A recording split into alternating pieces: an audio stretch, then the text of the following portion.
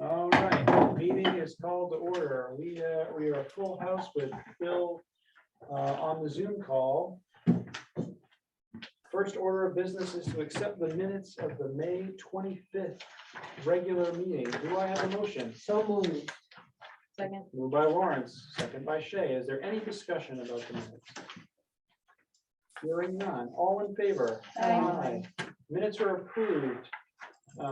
Visitor comments and petitions. Well, I see we've got a couple of folks here. We've got Dick DeGrasse and John King, both who are already on the agenda.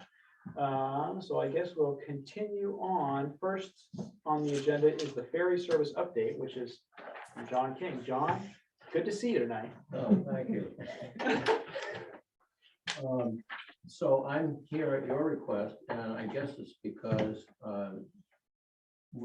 reports have been made regarding the last ferry advisory meeting, board advisory meeting, which took place on May 19th. And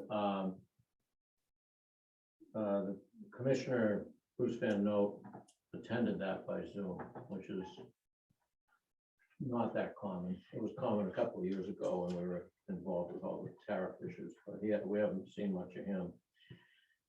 So he came, and I don't know if you read the articles I've been putting in the Ellsworth Island News, but he was asked about a year ago, February, by the Joint Transportation Committee to do a full review of the ferry service and report back to the committee once he's done so. They've been playing kind of a little Dutch boy and dyke thing because of the pandemic. And he has not yet even started that. But he did announce to us that notwithstanding the various problems that he's dealing with the ferry service, that he is going to embark on that and try to get a report out by the end of the year, maybe. The legislature just went out of session, so there's really no rush because they're not going to come. But in any event, he's going to work on that. When he was first asked to do that, which was, by the way, this is just by way of background, there were two bills that Representative Genevieve McDonald put in, one on behalf of Matinicus to increase the statutory limitation on the number of annual runs to Matinicus. And one was put in on behalf of Swans Island because the legislation says that the ferry service may serve Swans Island, but does not say must. And that was, nobody was going to stop serving Swans Island anyway. And that's kind of unfortunate because the rap has been do not bring ferry service to the attention of the Transportation Committee because the legislation that currently exists provides that 50% of the operating budget of the ferry service will be paid for by the Highway Trust Fund, which obviously has a huge effect on the tariffs. And as a side thing, the state pays all the capital expenses, so that when they build a boat or something like that, they pay the on that. The operating expenses run about $12 million a year. So the contribution from the highway fund is about $6 million. So when the Transportation Committee asked him to do the review, everyone on the advisory board, well, everyone who was awake said, oh my God, that probably is going to be a review of everything, including the Highway Trust Fund contribution. And but the cards were being played pretty close to the chest, and there really wasn't any overt discussion about that, or for that matter, how this review was going to take place and who was going to participate in it and all that stuff. And that still remains very, very murky. But at the May meeting, the commissioner basically said that that the Highway Trust Fund contribution was indeed an issue that was going to be pursued by the Transportation Committee and one that he was going to address. So at least that's out in the open now, so we know it. I don't think it's particularly good news, but it should come as no great surprise. And then he went on to say, and I'm not sure he intended to do that, but he went on to say that, you know, when you look at things, the tariffs that exist in the state that high. So that's not great news. He did say that when we got tariff 9, which replaced the horrible tariff 8, that when they did that, what they did was they projected out the, I don't know, it was for 4 years, and the intention was to keep tariff 9 for at least 4 years. And it sounds like they're going to do that, but that's not all that comforting because tariff 9 went into effect in 2019, which means 4 years is next year. So all of this may coalesce all at once is the point. And I don't know what to say about that. It's not good news because, what I wrote this down, the Joint Committee of Transportation consists of 3 senators and 10 reps. And they are from, the senators are from Wyndham, Portland, and Norridgewock. And the reps are from Sinclair, which is up near Fort Kent, Wyndham, Naples, Greene, Brewer, Arundel, Oakland, Waterville, Presque Isle, and Bar Harbor. So there is a Bar Harbor rep, but everybody else is well west of 95. And I think much more interested in roads and bridges than they are in things that float on the water. So there we are. Thanks, John. Thanks for the good news I'm there. impressed. Well, you know, the last time I was here, I think I told you that if you want a solution to these ferry problems, look in the mirror. So, May I ask a question? Yes, absolutely. Is the Bar Harbor rep, is that Dennis Damon? No, Isn't he no, on Dennis the- is no longer in the rep. It's a woman, I don't remember her Okay. name. But no, Dennis is retired. He's on the advisory board. He's one of the non-island reps on the Okay, advisory still. board, but he's very closely affiliated with Swans Island. So. Oh, Swan, okay. And in fact, it was Dennis, I think, who was on the transportation committee, and I believe the chair of the transportation committee when the 50% highway contribution thing was passed. Yeah, he always said to me. "Don't bring it up, Yeah, don't bring it that's up." been ever since. Yeah, he's always said that. He was also designated by the advisory board as the representative for this process, however that works out. Good. So Yeah, but what his role will be It's unknown, and right. what his voice will be is very, and even what opportunity for participation will exist is hard to know. yeah. There's no real process that we are aware of at this point, right? There's no process other than the fact that the commissioner told us that he was going to get on it. He was going to what? I missed that. Get on it, start the process. Yeah. But whether or not that means reaching out to members of the island communities or the Ferry Advisory Board representative, whatever, or, and actually, you know, it was kind of funny when he was, I was not there at the Transportation Committee meeting that took place. Hey, Nick. About a year and a half ago. But, Do you want me to text call in? Go ahead, John. okay, I watched it, it's on YouTube, so you can watch it.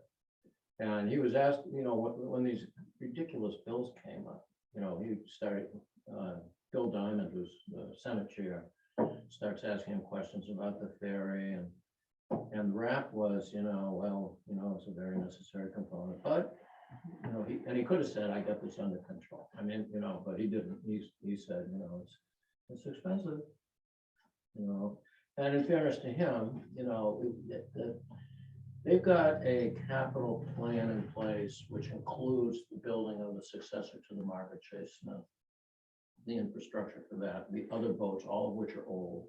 And it's in place through, I think, 2032. but it's 47 million through that period of time. But the flip side of the coin is I believe that the total budget for DOT is about 550. So 6 million out of 550 is like, who cares? But particularly given the impact that has. But, you know, the bad news is it's clear that he thinks that the tariffs are not that high. And it's definitely going to get revisited. One of the things I've started to do is I'm trying to do a comparison of ferry systems and what it costs to ride boats in the United States. It's a little hard, to be honest with you, because there are some real outliers. You know, you got the Massachusetts Steamship Authority, which is universally detested. You know, they run out to Martha's Vineyard and Nantucket, and it costs a fortune to take a car out there, and you can't take it anyway because the demand's so high. And then you got North Carolina where everything's free, except for 2 runs, and the 2 runs are $1 to walk on and $3 to take a car on. So that's just to control traffic, really. But to give, one of the things you should be aware of is I got the distinct impression that the ferry service is taking up an awful lot of time, not only in Rockland, but also in Augusta. Commissioner Van Note told us that David Bernhardt and Bill Pulver, who's the COO, are spending lots and lots of time on the ferry service. And it's not to do with finances, it's really just to keep the thing running because of COVID. They've had service interruptions on North Haven because of crew issues. And, you know, the skinny here is that we're running on a wing and a prayer too. So that's what's keeping them busy. And in fact, it was kind of interesting. I don't know if they talk about these things at these commissioner annual meetings of DOT commissioners or whatever, but Washington State was always held up to be, you know, oh, we've got great. Look at this. This is a 20-page Washington State Ferries COVID-19 service restoration plan. So they've been severely impacted, and I think they're jumping around both in Rockland and Augusta to keep us going. So there we be.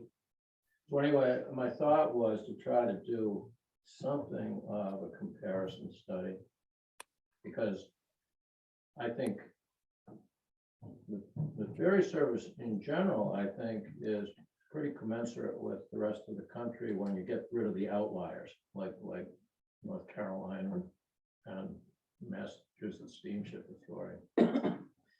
But what's interesting is, as everybody knows, I mean, we've got our rate, which is not so coincidentally close to everybody else's rate, and we've got the shortest run. And I mean, you know, we're basically 3.4 miles, I think it is, versus 15, you know, and the rate differential is not that. I mean, the rate differential does not reflect the mileage differential. We pay much more per mile than the other islands. I think we always have, well, I don't know if we always have, but I think there's always been a disparity. I'm not sure the disparity was as much as it is now. So my thought was, number one, try to do a study to show that we're not the great deal that the commissioner thinks we are, or at least this island isn't. And the other thing I was thinking of doing was, you know, it is an election year, and we're getting moved to the Waldo County, what was it, District 90. Right. So we're losing Vicky Dudera, which is pretty unfortunate, because although she wasn't on the committee, she did take a nice interest in the island. And so it is an election. I don't think being on the transportation committee, I mean, I'm not that familiar with Augusta, but I don't think it's considered all that glamorous. But I think we should try as best we can to try to get our elected representatives onto that transportation committee, or have some kind of a voice on it. And the good news is we're a different district and a different Senate district, Vinyl Haven and North Haven. and swans. So if we start talking that up a little bit, and I don't know the dynamics. I don't know if they're gonna be openings or whatever, or how people move around up there. But that's one thing we could do, because, I mean, when you read the list of these towns, you know, if I were from Sinclair, you know, I don't think I'd really have the Main State Ferry Services one of my top priorities. So, anyway, that's the report. We can kind of talk about it. John, did the state get much money, infrastructure money for transportation, and did Well, any of it? I asked about that at the advisory board meeting, and I don't know if you heard it, but Bruce Van Note was also on Main Calling about 10 days ago. You can probably still listen to it. He was very vague about how much money we were going to get. And the way he put it was the only way we get it, if I understand what he was saying, because I went back and listened to it, and he said the only way we were going to get it was you got to do grant proposals to USDOT. Now, there is a huge ferry bill out there, though. And well, there are two. One's a smaller one for new boat propulsion systems and stuff like that, that I would think that we would be able to get some money out of. The really big one, though, is, I think it's like 2 billion or something, and it's really big. But it also says that it's only available if at the time of the passage of the legislation, I believe, your system runs more than 50 miles. And so Murkowski knew what she was doing when they were doing that, and we apparently were asleep at the wheel. And I don't know what, so now the issue, Shelley Pingree has written a letter to Buttigieg saying that this should be interpreted to include the Main State Ferry Service because of various convoluted arguments. I think it's the two furthest ports away from each other are more than 50 miles, Yeah. or whatever that is. Well, yeah, You don't run from there to there, but if you go from Rockland to, Swans Island, you make it. you know what? I don't think you do, but what's interesting is if you run from Matinicus, or no, actually, when I did it, I was playing with the maps, and if they added Monhegan, you would get to 50. But then the problem is you're not, I mean, we're only going back and forth, we're not going up and down, so. But, there may be some discretion there, but I think in answer to your question is I was not impressed by if I were the commissioner with that much money around, I would have 5 people in a room doing grant work right now. Right. And I don't think that's happening. We ought to think about working together. I know that we both talked with some of the folks on North Haven, Vinyl Haven, but to think about a concerted effort to get our various legislators on the transportation committee. And if anybody is able to succeed, that's a real win, but trying to put together, I'm not sure exactly how you do that or what you do to make that happen. But if all of the islands are working together and pushing to have all of our representatives, and we could get even one on a relatively small committee, that would be a real win, I think. I do too. And if you could get 2, it would be great. Yeah. Because, at least we'd have a voice there. Is there a thought about what the best step, the next step is to try to make that happen? And we could reach out to some of the folks we work with on the advisory board. I think maybe we reach out to all the different islands. Maybe represent, well, I think we just initially reach out to them. I don't know what kind of, relationships they have. The sad part about us is we've got a brand new senator and a soon to be brand new rep, which there is I know there's the rep is a Democrat, and I presume, I think there's a Democrat get together, get out the vote type of thing coming up on the 25th at the library. Mhm, I got a little card, mhm. so. if For the you- November election, we're talking about getting out the vote. I mean, the primary is next Tuesday. Yeah, I think it's to get out the vote in November, but if he's here, we can talk about anything we want to talk about.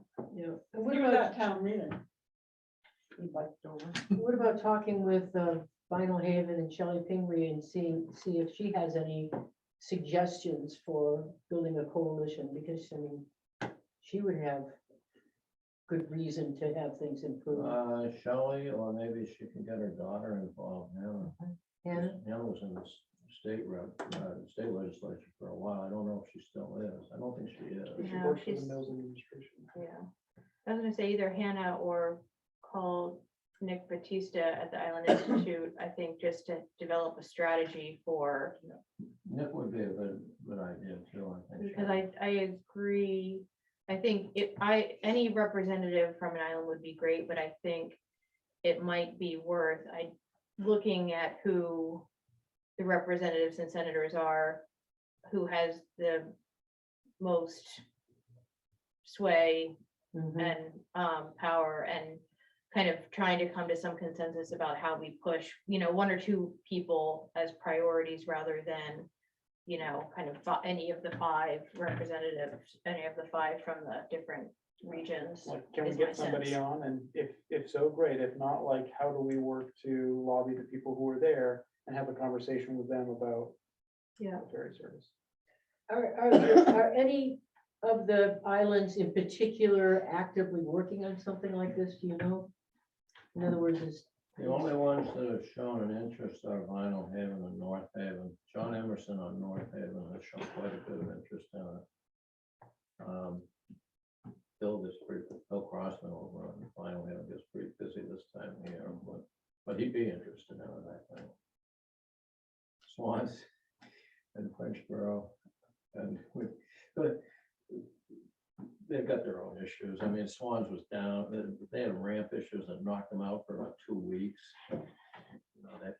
I mean, not completely, but I think they were getting out and like cranking the ramp up and down. It wasn't a lot of fun,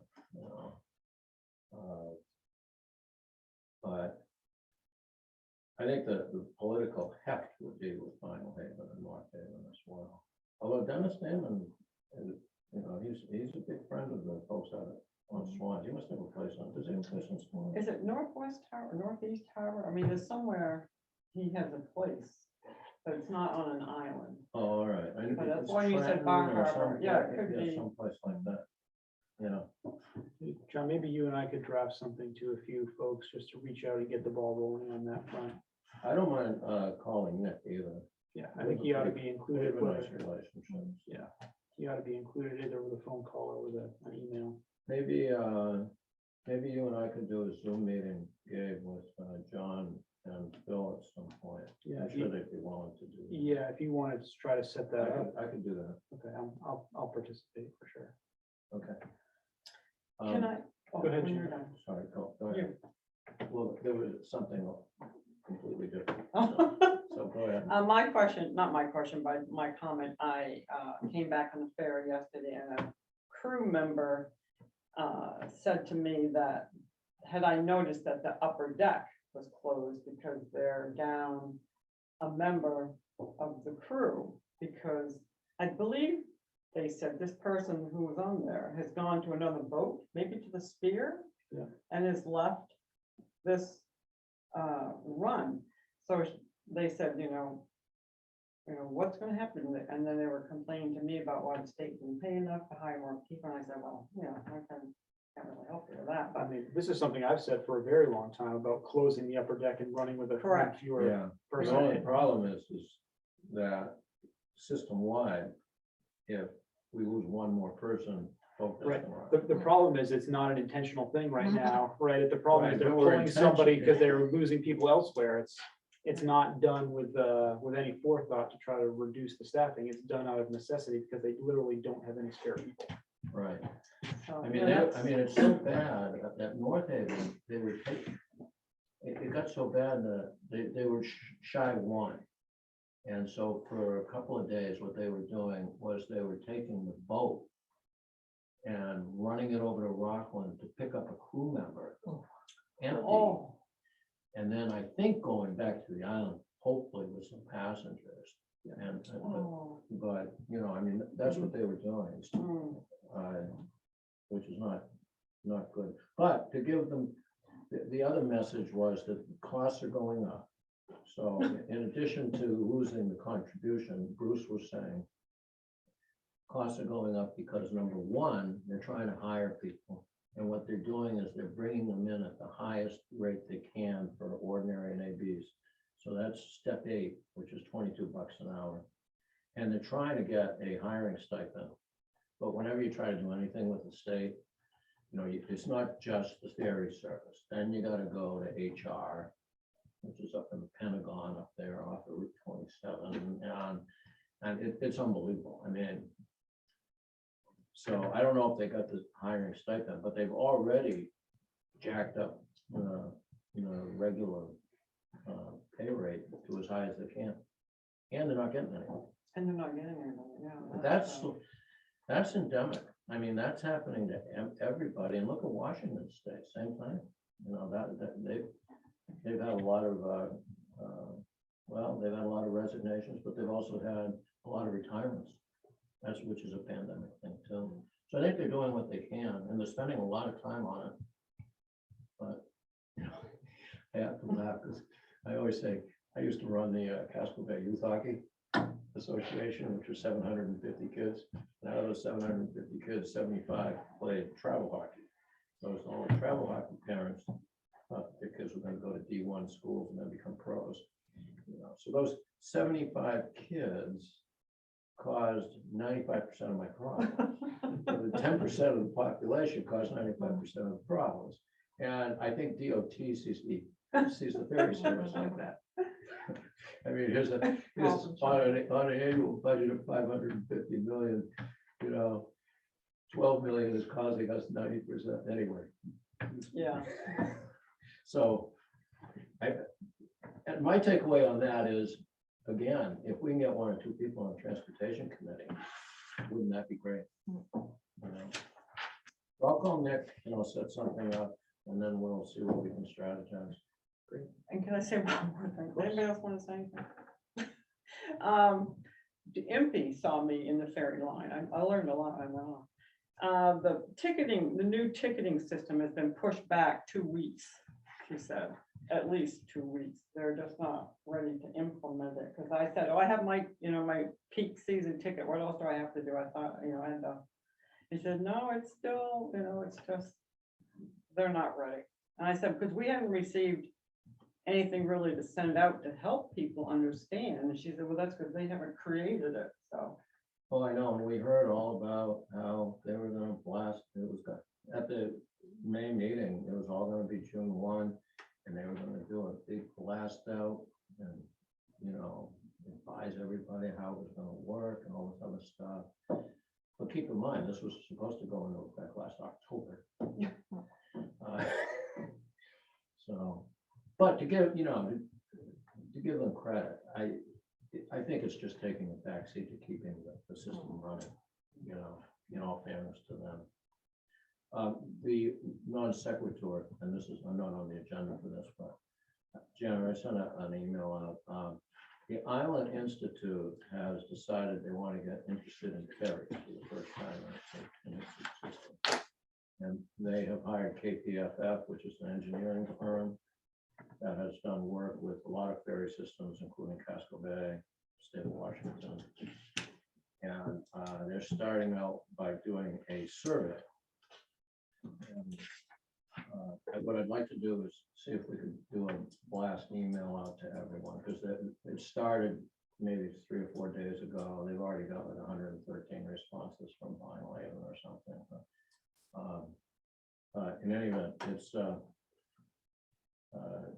if you want to pass the word on, it's www.surveymonkey.com/r for some reason, /main ferries.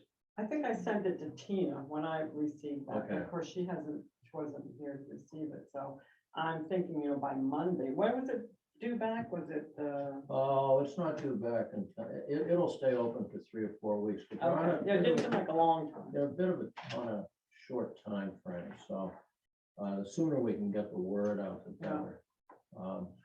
Unfortunately, it's very similar to what we sent out last fall. I was hoping they'd send something out, I was hoping they were gonna do a global review to say, all right, should we be serving Belfast? Should we be doing inter-island stuff? Should we be doing passenger versus car or a mix of the, kind of like step back and take a big, long look at things. And I don't think they're doing that, but maybe they will. So it's not my, I don't work for the island. The son does. Anyway, but whatever, I think it would be great to participate. I think, because one thing that's really been, I'm really glad we did that survey last fall, because it seems to have had a big impact at the ferry service in Rockland. And Mark Higgins continues to say that they're basically in agreement with most of the opinions that were voiced about all electric boat, double-ended boat, don't have to turn around.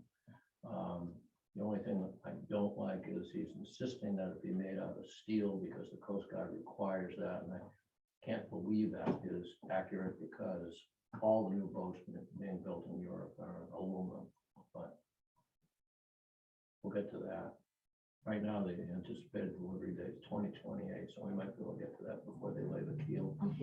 So, thanks, John. Does anybody have any questions for John before we move on? John, thank you for coming. Appreciate it. Thank you. Is Dick next? Almost. He's getting very. I'm sorry, Dick. That's okay. So, Sure. I'd entertain a motion to take the agenda out of order for Dick, who is here in person. So moved. Moved by Melissa, second by Lauren. Is there any discussion? Hearing none, all in favor? Aye. We are going out of order. Dick, thank you for showing up tonight to talk about electricity on Islesboro. The floor is yours. Thank you. I hope that everyone received my memo here on electricity. Yes. Yeah. I thought I'd best write it down because it's a very involved, complicated subject. Unless you spend your life doing it, you can make it at least reasonably simple, I hope. We've been paying retail rates for electric power on the second part. The standard offer has been retail rates. Retail rates are extraordinarily high, and they include the distribution charges, which we're already paying for with Central Maine Power. So my thought was, I'm going to go back to people I know and see if we can buy some wholesale power, and the answer is yes. I got a note this morning from VEPSA, which is Vermont Public Power Supply Authority, that they'd be willing to sell wholesale power to Islesboro. But Islesboro has to create an entity called the Islesboro, well, call it Electric System Department or something. No money involved here from our point of view, none. At this point, and I don't see anything at all. In fact, John and I talked about it a week or two ago. The only cost will be a telephone, and probably won't even need that, because all the calls for bad service or any kind of service go to Central Maine Power. And I communicated with them a lot, and they understand exactly what I'm doing.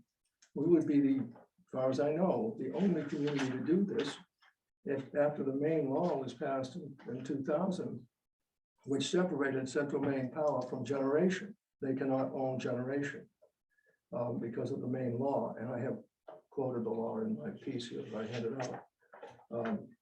That's a very unique situation. I've never seen such a situation except in Maine, and I always thought that was a little strange because most utilities own power, maybe hydro, maybe coal, maybe oil, maybe whatever. And they also distribute the power at the same time, and Central Maine Power did that too, prior to Central to 2000. But when they separated it, it put everyone, including Islesboro, on the end of the hook here. And the utility commission, who I'm always also talking about this, and they know exactly what I'm doing. They created this standard offer, which is a retail rate. And that's why it's 11 cents to 11.8 cents a kilowatt hour for the retail power, which is ridiculous. I knew it was ridiculous, but I had to check it. And I had to lie a little bit and tell my friends in Vermont that I want to buy power, and I represent Islesboro. No risk to anyone here. I can tell you that. And no risk to me at that point. And I got the quote of about 7 cents a kilowatt hour. Well, it doesn't take a magician to figure about 11 cents, 11.8 cents is what we're paying now. And 7, the difference is savings to the island, to the people on the island. What we have to do, which is quite simple, is vote tonight to create Islesboro Electric System Department or some such thing. You don't have to have a budget, and appoint me to try to work out the details. And next time I report, I hope in a month or 2, we're only going to find a difference on your bill. It won't say standard offer, it'll say Vermont Public Power Supply Authority. Now, the question around the table is, where are they getting their power? I know where they're getting their power, nuclear and hydro, most of it. Because I was responsible for part of the hydro years ago when I was the director of that operation. So it's a very strange opportunity and an interesting one and a good one.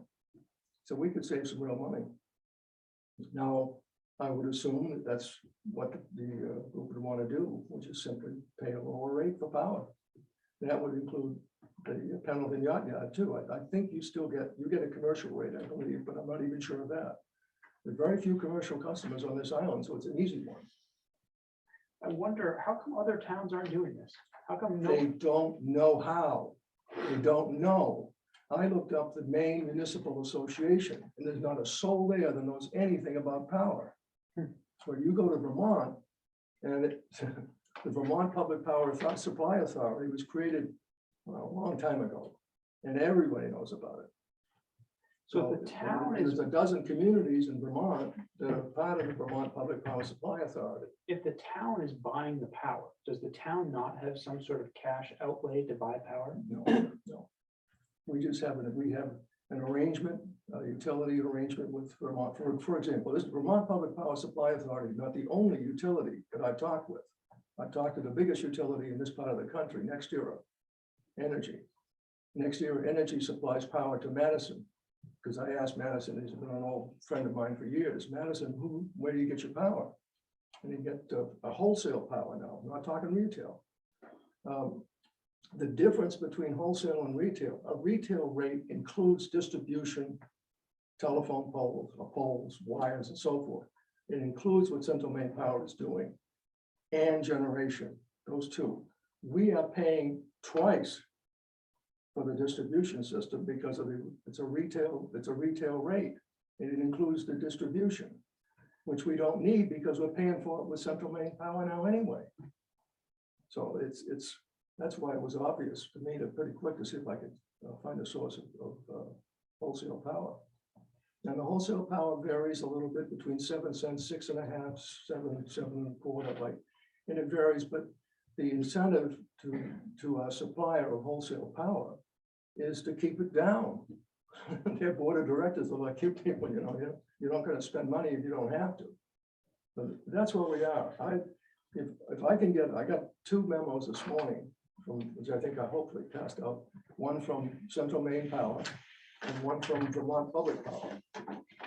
And the Central Maine Power memo says, yeah, I got, let's see, this is one from Tammy. It looks okay when you say can purchase supply generation and offer it and have it managed by CMP. And she said that's okay. She's concerned about very large customers which have, like a Bath Iron Works, for example, which would have a special agreement with for wholesale power. We don't have that problem now. This is a residential island. It's an easy one zip code, which means all of the payment records and billing records and so forth will be sent over to the supplier, which they may not even care about. They're going to get a bill from Central Maine Power for the total island, and they pay. Central Maine Power pays it unless we give them other instructions, but I don't think we would. I mean, they get a bill. In other words, Central Maine Power reads the meters, adds them up, sends the sum to our supplier of wholesale power. He pays and they pay the bill. They collect the bills. They do the difficult stuff. When I ran a small utility, I believe you, the first person you want to talk to and have on your side is the billing clerk. Because people don't pay, they pay late, they pay the improper amount. It's a very complicated, difficult situation, and we don't have to do that. That's Central Maine Power's problem. Can I ask a question? So, yeah, I'm This still like trying to any wrap my sense? head around why other communities haven't, and I understand we're in a unique situation with your expertise. But is it also because we're a little bit end of the line, so you can see, where, as Camden, Yeah, it's much harder to you're right, see where things go, but because we have This one is an easy source. one. It's a Yeah. single zip code, single meter. We have an extension cord to the mainland. Beautiful thing. And, we're in a unique situation, which gives us an opportunity, which other communities may not have. When I ran a small utility, I think I had 3 or 4 meter points coming in. So it was a little more difficult, you gotta sum up each meter, you gotta send out the bills and total them and so forth. But here it's easy. What happens if we move forward with something like this and then all of a sudden the supplier for the electricity is charging more than what we would? You go right back to where we are now. How does that, they flip a switch, how does that work? And they actually do flip switches. In other words, what really happens, it's an accounting thing. Vermont Public Power Supply Authority would have to include our 1.4 megawatts of power here and the total kilowatt hours consumption. And they include that now. They're going to go back and make sure they have enough power to supply it. They'll probably go to Hydro-Quebec and buy some more, or however they do it. I don't know where they're going to get it necessarily, but if we move ahead, then I'll know. I'll find out just for curiosity where they're going to get it. It'll probably be hydro or nuclear, because Vermont has a big nuclear plant. They're still operating. Surprised. It looks like Ken Nolan is suggesting that if we wanted to pursue this, we would start a process to engage in more formal.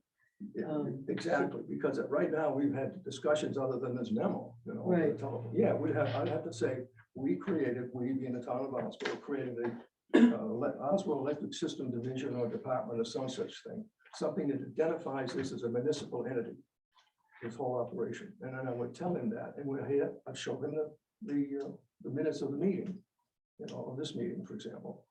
So that we could prove that basically we did what I said we did. And so then he can go back to his suppliers and say, this is a real municipality, it's on an island, and here's what they need. And that's how it would work. And the switch is thrown in a accounting situation more than anything else. It's an internal, there's a total New England management system that So- manages all utilities in New England, and these people are part of it. So other than, so what you're looking for is that we form some kind of A municipal entity of some sort for electric municipal power. entity, and then you will take that letter Right, and do the next step. which is to schedule the switch over. I'd find a little more details about where the power is coming from. We're all concerned about fossil energy. I don't get that, believe me, Vermont Public Power is too. So we're gonna make sure, I'll know more. I'll have authority to do something. Does it seems as though it needs to be more than you representing the town. It seems as though there ought to be some more formal. Happy to do it. I mean. No, I appreciate I it know that. totally. I'm just saying, A board, sorry, like a board. yes. Sure, There that's needs to fine. I'll be happy. I mean, to, something, have something that. more than us saying, go for it. I see both sides of it, but I don't necessarily see the harm in Approaching it. Yeah, going with a tentative caution flag of, yes, we would give you permission with the understanding that if this is to bloom, a board would be set in place behind it to cause the more formal conversation. I don't know if there's a approval with conditions. I don't know. Is it clear how the two separate bills, the bills are separated into two chunks? Very unusual, by the way. I've only seen that in Maine. Never saw it elsewhere. Usually it's one big chunk and you gotta kind of pick the pieces out. But here it's two pieces, and I use my bill as an example to show how those two pieces fit. And what if some people have already, I mean, there was a while where people were choosing their own. They can still continue to do that, They could- but they're gonna have an option now of saying, well, I don't believe you have to, in other words, I get in the mail about 3 or 4 a week. And those are solar farms, and those are fine, of course. But you're gonna have another option, but this one is a real money option in your pocket. And a lot of people can't afford solar anyway. So this is just a sum, this is the equivalent roughly of what you get in the mail of someone saying, buy power from our solar farm, but on a town-wide level. Is that right? In a sense, yeah. But these are professional utility people, not solar people. Solar people are entrepreneurs. You know, really, they're building an entrepreneurial system, that's fine. But these are utility people who provide baseload power 24 hours a day. These are not the solar people or wind people, although the wind is part of the equation for all of them, and so is solar to some extent. But this is serious power. This is 24-hour a day stuff like hydro and nuclear and things like that. So it's a little different. I see it a little different. This is not interesting 21st century stuff as it is really baseload to keep the lights on in this room right now. But the mechanism is roughly the same. Yeah, oh, yeah, they have to integrate the solar systems and wind, for example, into the system. But we wouldn't be responsible for that. To answer your question, somebody who's got one now would have to consider the numbers. It puts the solar at a little less of an advantage because you're saving several cents a kilowatt hour on your electric bill every month by doing this. And that means that there's a less financial incentive, presumably, to put up a solar farm and get off the system entirely. But you still could. I mean, this just changes the economics a little bit. But I think it's a no-brainer because it's, if it doesn't work, you're back to where we are now. So well, I'm really concerned down the road, what John is talking about, the electric ferry. We should be smart enough to know exactly how this works out. And there's no question in my mind that we could conceivably have a solar farm, a battery bank, and charge an electric ferry. The Central Maine Power has a rate now, which I talked about in here. That rate is published. They know about it, and it's called an off-peak load management rate made directly for things like the ferry and heating and things like that. So this Central Maine Power's got a nice off-peak rate. It's as good as I've seen. It's about 2 cents a kilowatt hour, 1.9, 1.7, something like that. And we would integrate that in the future. We don't need it right now because we don't have the structure to do it, but we could. John, you have a thought? Yeah, I've been talking to Dick about this a little bit, and I think in theory, I think it's actually an excellent idea. But I'd like to just raise a couple of things. Number one, I attended a Maine Island Coalition meeting that Shay couldn't make. And at that, the subject was ferries. And Hank Bird spoke, and Casco Bay is building a replacement for the Michigan 2, which is the larger boat that runs out to Peaks Island. And they wanted to make it an all-electric boat. And they're sitting in the middle of the city of Portland, and they're sitting right beside where the BIW dry dock used to be. So the infrastructure there is fabulous. The infrastructure out on Peaks Island is lousy. So if you're gonna charge it, you're gonna charge it in Portland. And they ended up designing it to be a hybrid, and the reason they did is because that boat has to run from about 5:30 in the morning till 11 at night. And because they need to top it off, you can't run it all day long, so you got to top it off. But there's peak and off-peak hours, and they're subject to peak, which I think we ultimately may be as well, not to charge the whole boat, but just to keep it running during the day. And the peak hours are 8 to 12, 4 to 8. And that's right when they're shooting. Anyway, they ran the numbers and they decided that they just could not do an all-electric boat given the CMP rates.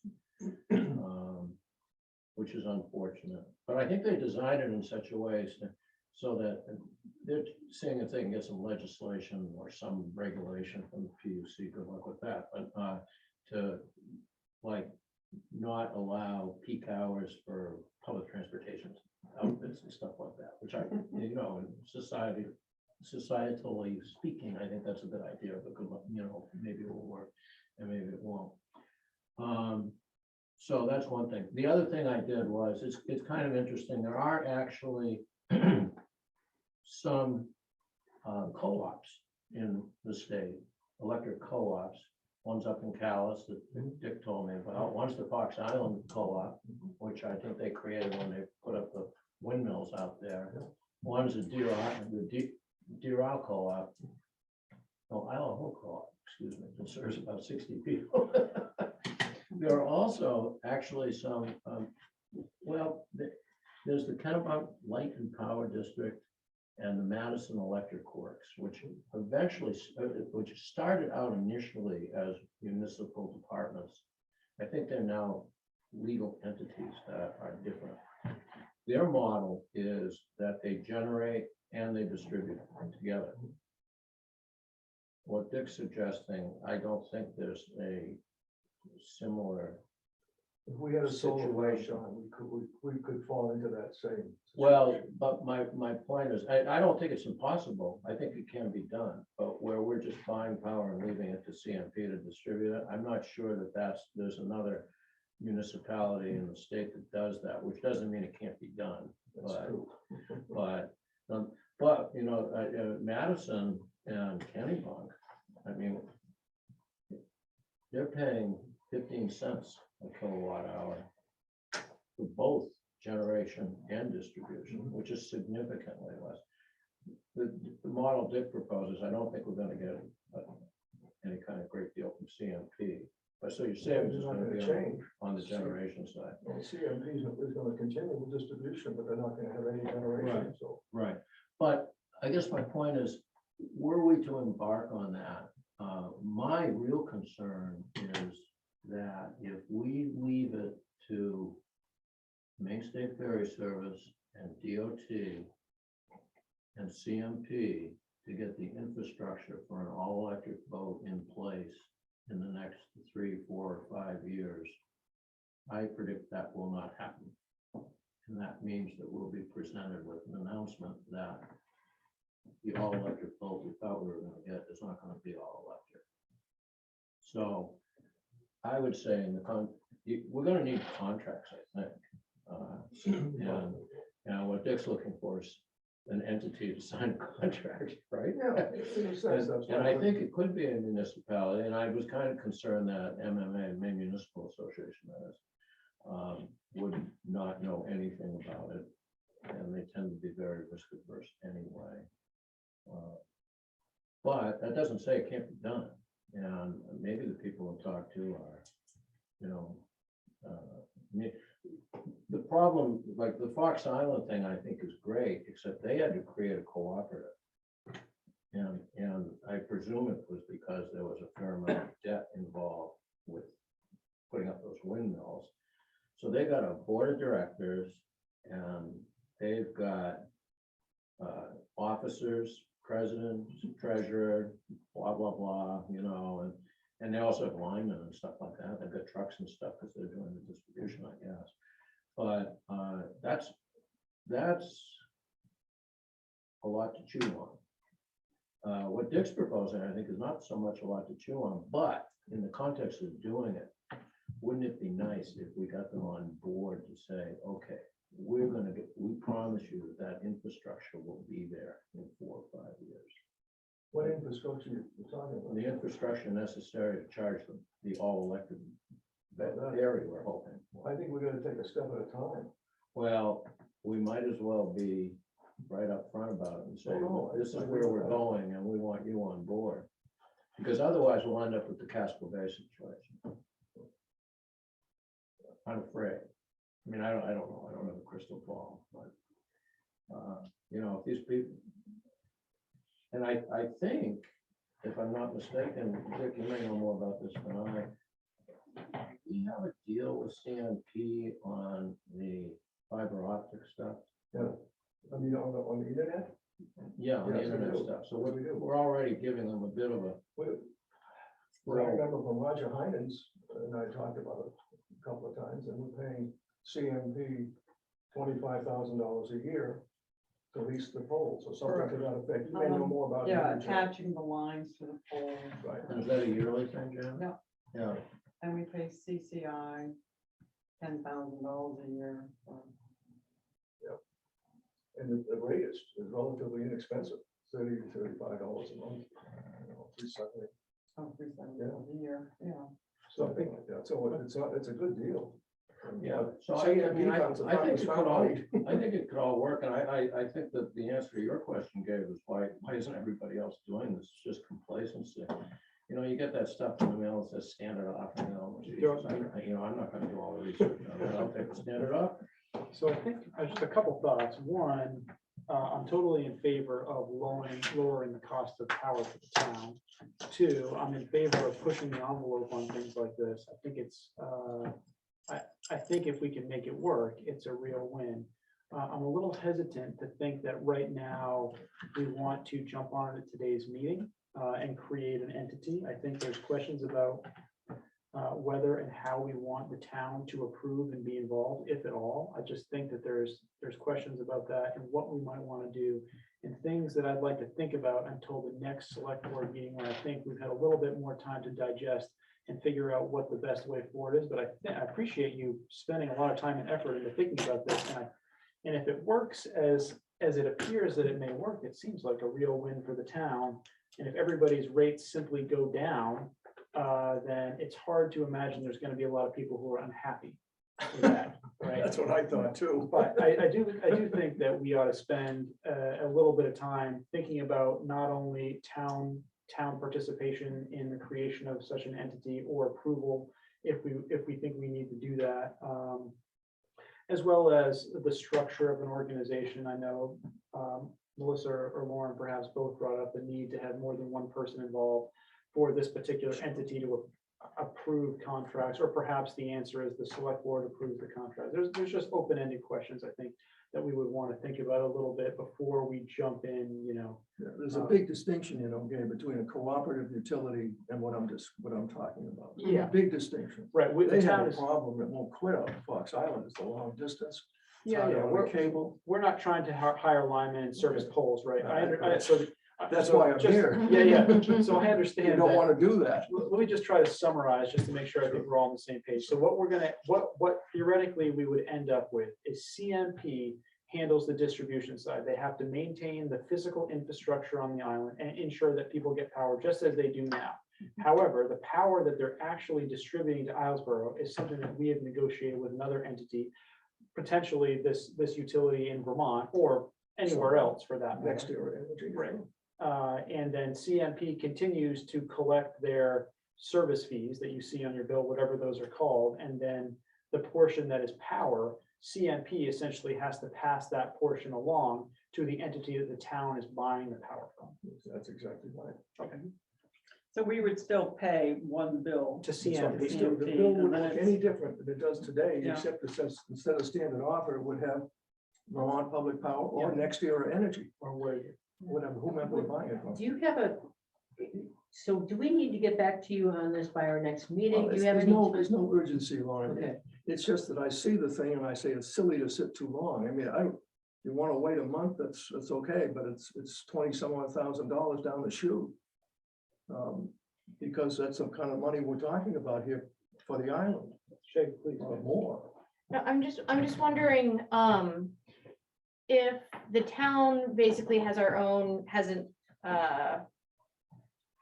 generation offer, basically, for residents, for folks who may have gone the option to say, I want to get all of my generation from a solar farm or whatever. Would we need to ask folks basically to opt into our system and Yeah, enroll in the they would town have to program, or? They would decide, they would just see a much smaller bill. Let's assume it's Earl McKenzie who's got a solar farm, I know, well. he's gonna just see a lower monthly bill. And it's gonna be less than what he is getting now, because he doesn't get much of a bill anyway, so he can do what he wants. I mean, it's, But are individuals going to have to opt into this? no. Are they going to be required, if the town does this, they're required to buy power No, through this? Exactly. They can buy from whomever they want. There's a whole list. But it'd be kind of silly not to. We would opt to do the whole town at once. It's the best way to do it. But you don't have to. I mean, it's on individuals, but you can't do it. And Vermont Public Power will not sell power. The wholesale guys will not sell power to individuals. Right. They have to sell it to some entity. And the entity I'm thinking of is a municipality. Not a small municipality. So yeah, then how do we get it out to the people? I mean, is this something the town would have to vote on? I mean, I'm not thinking. I don't this think goes- so. I don't know, honestly, to that much. I really don't know. I asked John the same question. I don't know. I mean, a public hearing on You something know, like I've this. never heard the votes. We became such a gentleman's agreement in Vermont, where the village of Stowe owned all of the gear and everything. And I moved it around. I had, a lot of people and so on. I'm not sure I ever even saw a contract. I never saw anything. I just knew we got the power every month from the paper. I was the director of the operation. So let's just say the town contracts to buy X, I don't even know what the scale is, gigawatts or whatever of power, megawatts of power. And then the town of Islesboro, for whatever reason, in its entirety, uses half of that for power. What you mean, you just have.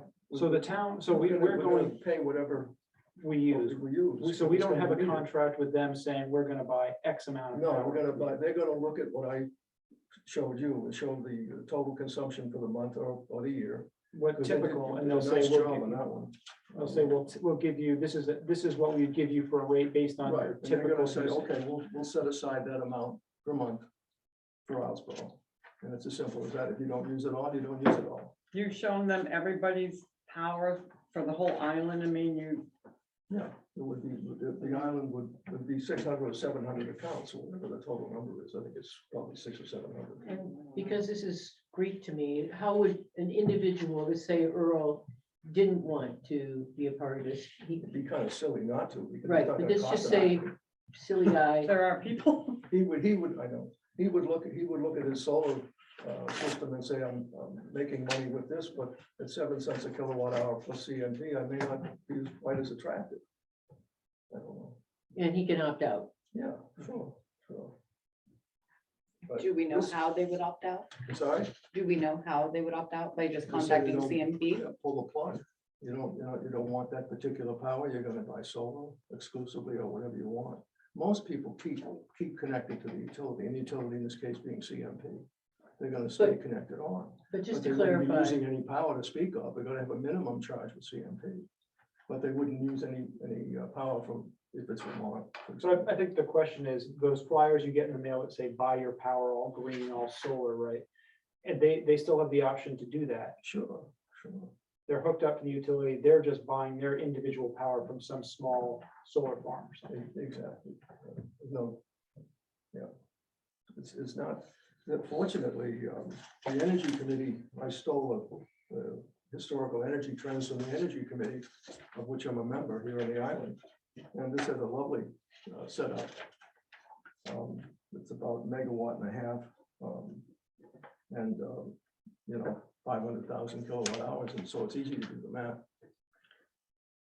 So would each person have to individually contact?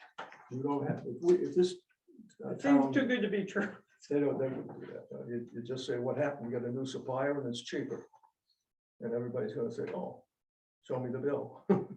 But then are they going to have to individually? No, because the supplier right now, if you do nothing, you get the standard offer, which is set by the Maine Public Utility Commission. And they set a retail rate, which drove me crazy. That's why the big increase you saw the first of the month, first of the year.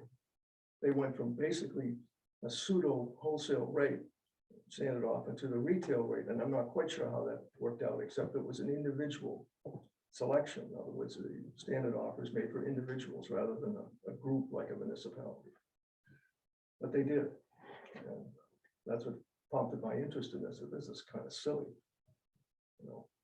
I think it's really So worth, whatever you want to looking do, into. this is the board's decision, but I'm perfectly willing to make a few more phone calls and stir up the pot a little bit on getting some generation for the island. It's a lot more I'd reasonable. certainly love you to make a few more phone calls and stir up the pot. But I can't lie to the people and tell them I represent the town.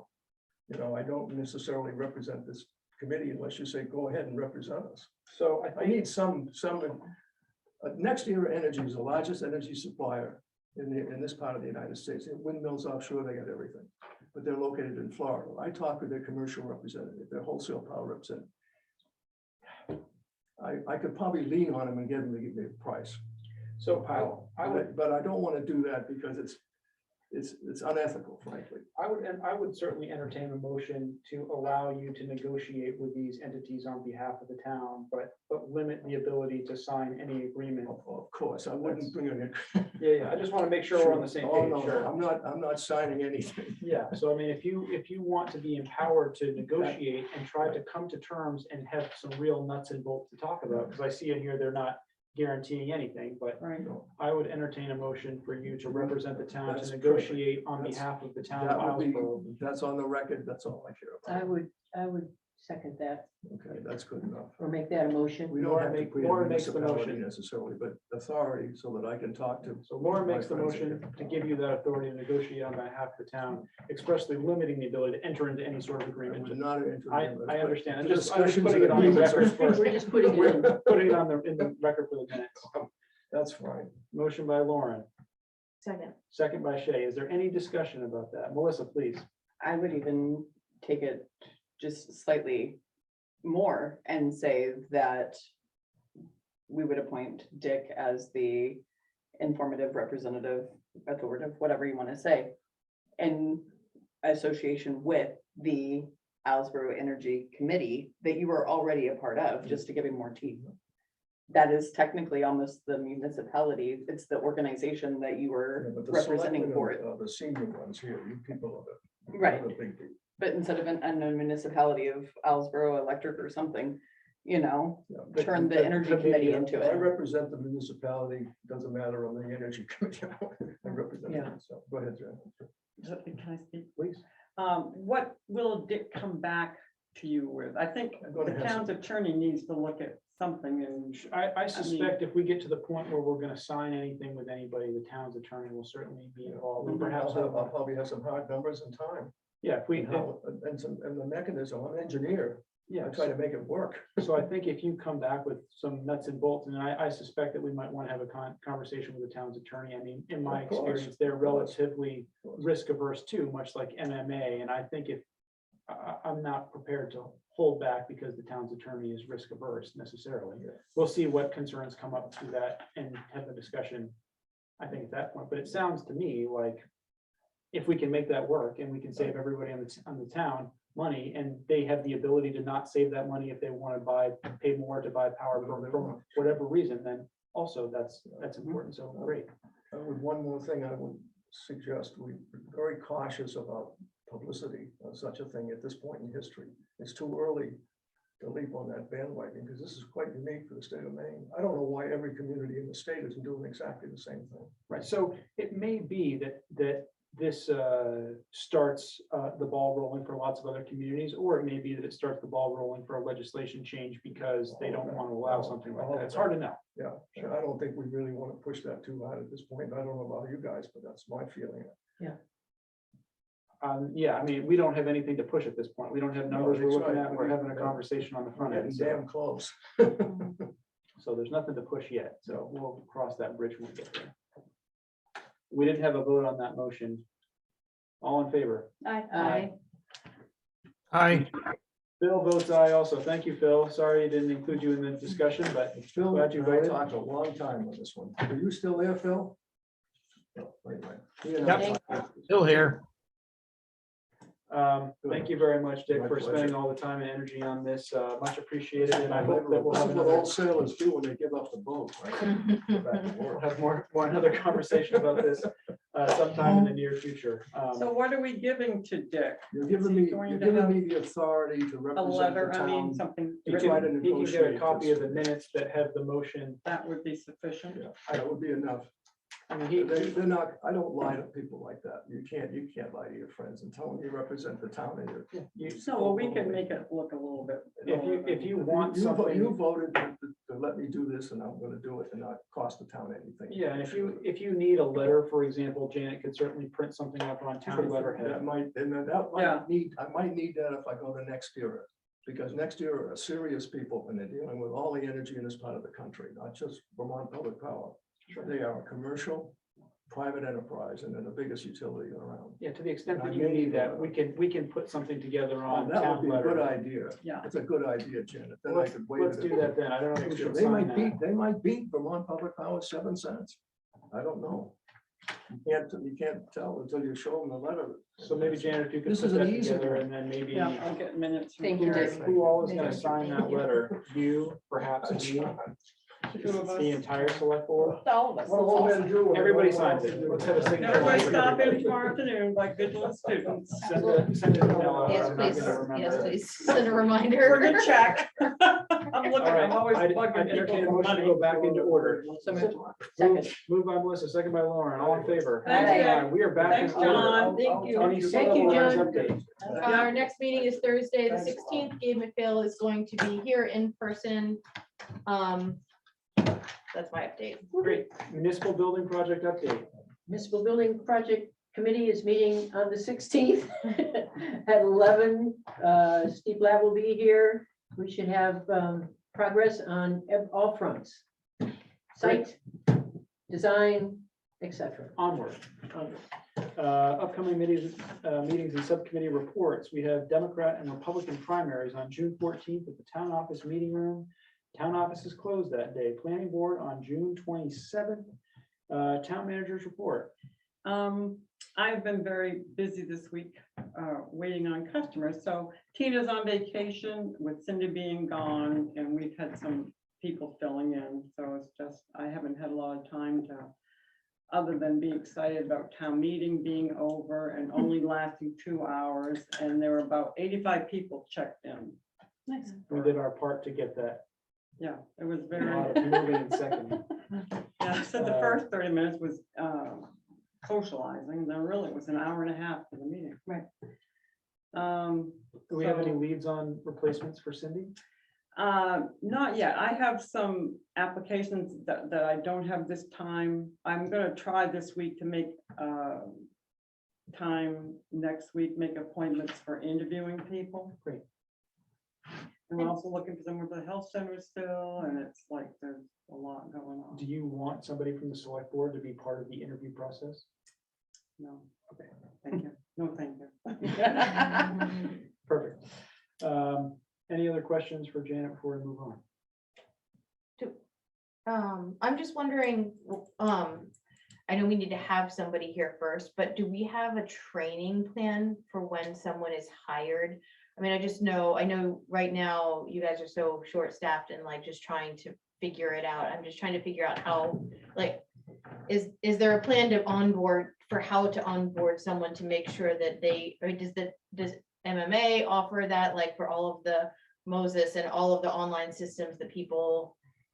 I'm not sure if things like Moses, I mean, there'll be classes they'll have to attend for deputy clerks and things, but it would really be Tina Okay. and like Cindy. I mean, Tina trained Cindy and Cindy have been here and I trained both of them. It's just a matter of, and it's like for Carrie, you don't throw someone into everything, you kind of break them in little by little. They start with like renewals, well, not Carrie, but renewing registrations, then they learn to do the new registrations and things like that. It's a gradual process because there's so much, it's overwhelming to try to tell someone. Is there a manual about step-by-step how to do each of the things if somebody had to look up and they didn't understand it? There are a bunch of different manuals. Okay, Yeah. so someone could struggle their way through it. Maybe, but then you Right. can't practice it until you get actually in there, which I've discovered.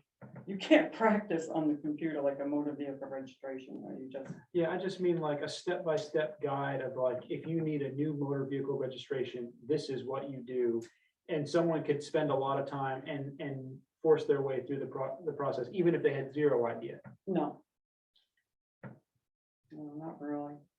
there's a bunch of different manuals, but there's not one that, they're, not one for like doing a new completely, that's what training will do for them. They need to go to classes, and they're Oh, they- probably. oh, they're- And they classes. offer, the Okay. state offers classes for okay, different things. perfect. like Yeah, that. So, they yeah, do that it works too. periodically, yeah. And maybe they're online now. I think, Tina and Cindy haven't had to go, but probably during COVID they were, so That's good. they're gonna need. Yeah. Having a good onboarding. Yeah, no, I know it will be a long process. I would just definitely be in favor of more overlapping training so that, it doesn't, so that it's easier for you, so that you're spending less time in the front of the house. If, one person is gone, needing to wait for somebody else to be in order to accomplish a specific task, I would be in favor of cross-training as much as possible, Yeah. that's- recognizing that will take time to accomplish, but. And Cindy has offered to do some training, if she's, Great. if it works out with her schedule, so. But it's hard, this is summer, this is like the worst time to throw anybody in, Right. so Yeah. they'll get a good jump on it. Any other questions before we move on?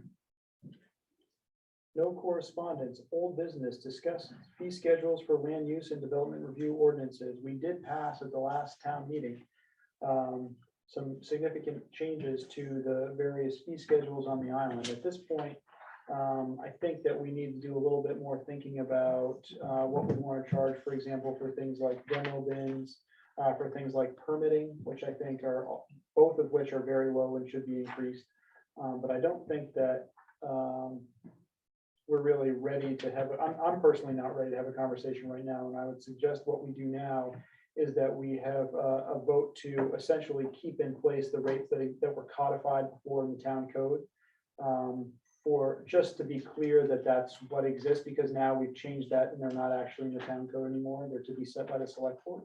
And so I don't think we're going to be rocking the boat at all. It will make clear for everybody that nothing is changing at the moment. And then we'll have a little bit of time to spend thinking about, what we're charging for various things, to compare with nearby town, to compare with what the cost is to actually provide the service, for example, and then try to set appropriate rates and probably have public hearings on those rates to have town input, depending on whether we think that's necessary, depending on what type of change we're talking.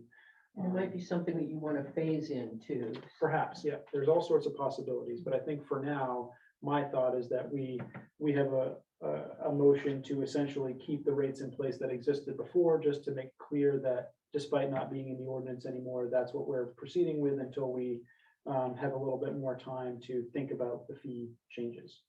Question, Please. go if ahead. we do that now, do we have to have a town vote or anything like that to, like in 2 months, let's say I strangely get a fever and decide that I want to take this on and present something to change them, if we wanted to change them before fall build, can we just have another vote to change them, or do we need to take it to the town or anything We like do that? not need to take it to the Okay, town. just I do making not sure. believe, I Then I believe know. that the whole purpose of this was to avoid. That way it. we can do it just per meeting. Yeah, but I do think that there may be times, depending on what type of change we're talking about for the fee schedule, that the select board might want to take it to the town anyway. Right. We've done that in And the have like past. a public hearing or something. Yeah, so depending, I mean, if, for example, what was happening was we were going to make all the fees 100 times more than they were before. Just, I mean, that's an outlandish thing to say, but I just mean could be circumstances where we thought, as we did, for example, for the solar arrangement, where we said we're not actually spending any money, but we want a town vote on it because it seems like in 7 years, we're going to obligate the town to buy something. Just the same sort of sentiment of like, maybe it makes more sense to take it to the town, even though we don't have to. Right. Okay. But I don't believe at this point, the whole purpose of that was, we don't want to have a town vote every time we have to change the fees for the demo bins at the Right. transfer station. No, I'm good with that. I just wanted to make sure, because for some reason, And I would hope you would just create a little committee to work on it, then they could bring, from a couple of people to look at it Who wants to be on the committee? and maybe you don't even want a selectman to be on it. I mean, it could be Dave Dyer, it could be, I could be on it, just to gather information. and Do you have bring it. time to be on this committee? we have so many I'm committees. gonna be involved. Hey, Phil, you're a guy who's good with numbers. Are you interested in being on a committee like this? I'm not sure what the committee's gonna do. the committee is probably going to look at, if just like a 1,000-foot view, they're gonna look at surrounding towns and what they charge for similar service. They're gonna look at the cost to the town of Islesboro for providing a particular service and try to set rates that the committee thinks is reasonable based on a totality of the circumstances and whatever else they might want to consider. But those are the things that, to me, seem like they ought to be considered. And I would suggest. Go To be, ahead. Phil. to be frank, I don't really have the time for it, but what about Pete Anderson? Would he be a good candidate?